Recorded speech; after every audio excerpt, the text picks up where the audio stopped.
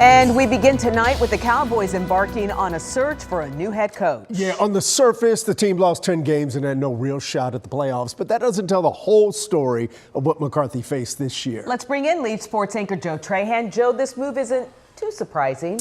No, when you look at the entire body of work over 5 years, it really isn't that surprising. The Cowboys' injury-plagued, disappointing 7-10 season can't be all pinned on Mike McCarthy, especially when you consider the roster he was given. But that doesn't forgive the fact that we saw some of the worst Cowboys football played in the last few decades, leading to McCarthy's demise.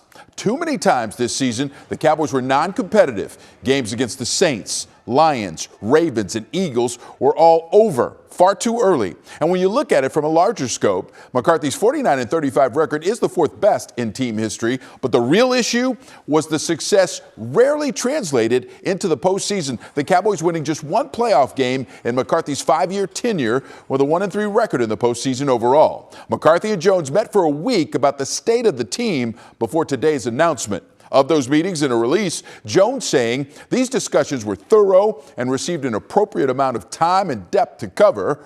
Prior to reaching the point of contract negotiations, though, it became mutually clear that it would be better for each of us to head in a different direction. So what's next to find who's next? The Cowboys go about the process of vetting candidates, several to consider, including former Super Bowl winners like Pete Carroll, perhaps, John Gruden. Then there are current coordinators like the Commanders' Cliff Kingsbury and the Lions' Ben Johnson and Aaron Glenn, or the Eagles' Kellen Moore, who, of course, used to work with the Cowboys. And what about Coach Prime, Deion Sanders? Reaction to that possibility from our NFL insider Ed Werder coming up later in sports.